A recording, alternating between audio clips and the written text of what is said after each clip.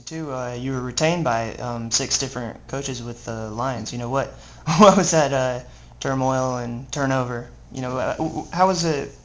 How hard was it to keep your focus on what you needed to be focused on during all that stuff? And it wasn't hard, Brett. Looking back, I wish I would have made some different choices because of the situation thereafter.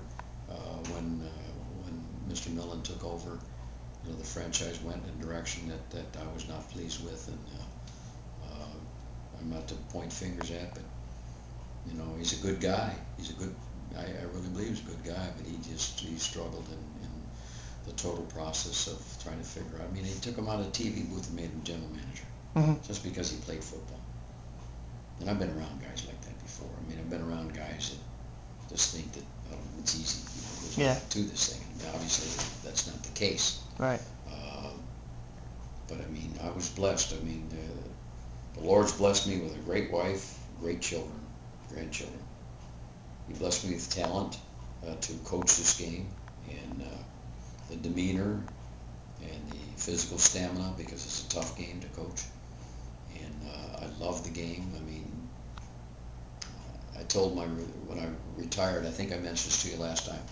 When I retired, they threw a little press, a bunch of reporters and that, and they did some articles in the free press and the news. And one of the things I told them, I said, you know what? I'm the luckiest guy in the world. I mean, that's the old phrase, but I mean that. I says, think about this. I've been playing games, football, because you got picture. There's a picture of me someplace in this house with a football helmet on, and I'm 6 years old. Yeah. I've been playing football games since I was 6 years old, and now they paid me for it for 40 years, and I can retire. Yeah. And I really believe that. God, I've been blessed to do that. I mean, did we have some bad times those last 4 or 5 years? Yes, we did. But then, I'm an eternal optimist. Right. Every year, I thought we were going to make the playoffs. Every year. I really believed we were going to come out of the gate and we were going to make the playoffs, and in spite of what I just felt. And I used to have to talk to my players all the time about it.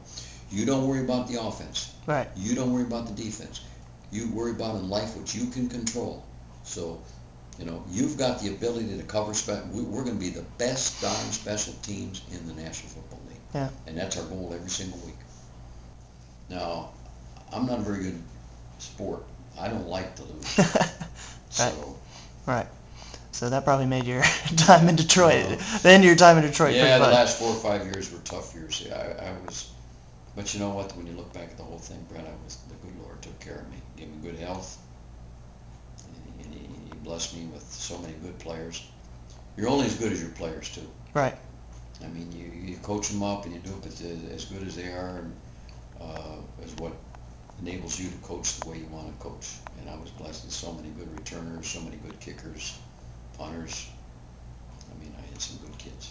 Yeah, I was thinking you had some good kickers. I think it's kind of an old joke that the kicker gets picked on the football team, but I doubt your kickers got picked on. They were pretty important. Yeah, I mean, John Carney was a Pro Bowler, and he kicked till he's 42. Yeah. 43, kicked 2 years ago.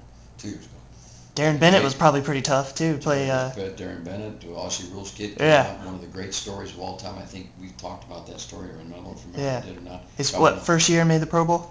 First year as a full-time kicker. Yeah. Pro Bowl. Yeah. It was actually his 3rd year because he was 2 years of practice squad, 1 year practice squad, 1 year in World League, and then came back to us. Right.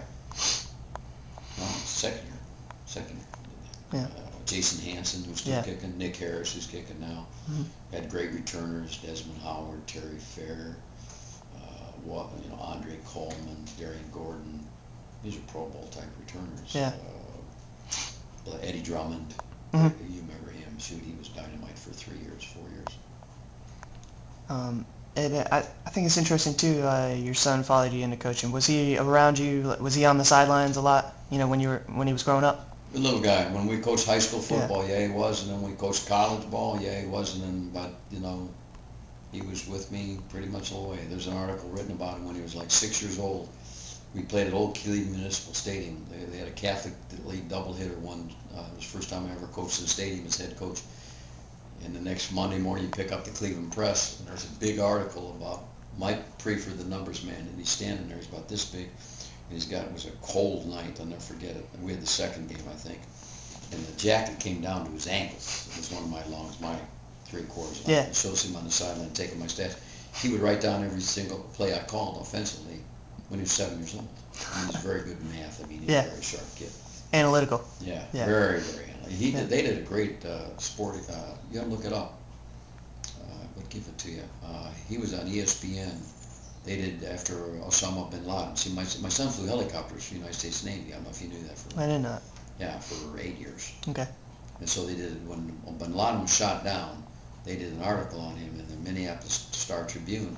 Well, ESPN picked it up. They're in Minneapolis, I guess, one of their... Yeah. Well, they picked it up, and they did a great feature, about a 7-minute feature on Mike that's on the... you could probably get it if you blog on his name. I guess Cool. it would be the way to get it. You'd like it. I mean, So, he talks about the background and how he got into it. Yeah. Did he play football, or he just had a coach's mind? Did he play football? Yeah. Yeah, I never played. Now you know Right. that from him. He played. He played high school ball in high school at Chapel Hill here, and then at Pennings in Green Bay when I was in Wisconsin. And he played Naval Academy 2 years with the varsity. Didn't play. I mean, was on the team. And then 2 years he played what they call lightweight football, which is big up there. They have a league with Harvard and Army and Yale and Cornell and Columbia. And they have a league, like 8-team league. And he was captain of that team for 2 years. 150. It's not 150, it's 190, but they say it's 150. Okay, yeah. He did that, and then he flew helicopters for 8 years, and then left the Navy and was a GA technically at Maryland, at Naval Academy with George Chomp. And then went to Youngstown State with Tressel, worked with Jimmy for 2 years as a part-time restricted earnings coach. Then went to went to VMI for a year. Then went to Northern Illinois with Joe. Oh, okay. Joe Novak. See, Joe and I knew each other. Yeah. You heard that story. Joe left Miami to go to Illinois with a good friend of mine, Gary Moeller. Mm-hmm. Crum hired me to take Joe's place at Miami. Oh, okay. So I was like 2 years behind Joe. Okay. I didn't know that. Yeah. All right. He was from Warren, Ohio. Warren. Yeah, Okay. which is right up the road from us. All right. And so Mike's dealing with the lockout, and you were telling me that he's kind of on 2-day alert in case. 48-hour alert. Yeah, in case it ends. Exactly right. I just talked to him this morning. Yeah. I mean, he's frustrated by it. He probably Very is. much so. Yeah. Very much so. You know, he's 43 years old, 44 years old. So he's being a younger man. I think you reach. I'm not saying you are, but I think younger people are more frustrated easier than older people are, and he's. Yeah. You know, I know it's going to end. You spend all this time. This is your life now. You spend all your time, you can only do so much without the players in there. You can't teach. He's Right. a teacher. Right. I always thought, Brett, as a coach, that I was a teacher. I mean, there's no different me teaching world history at Padua High School in Cleveland, Ohio, Parma, Ohio, than it was teaching Dante Curry how to cover from R3 against the Minnesota Vikings when I was coaching line. No different. Right. It's how you teach it, how you prepare to teach it, and he's a great teacher. I've watched him teach for 5 years, 6 years.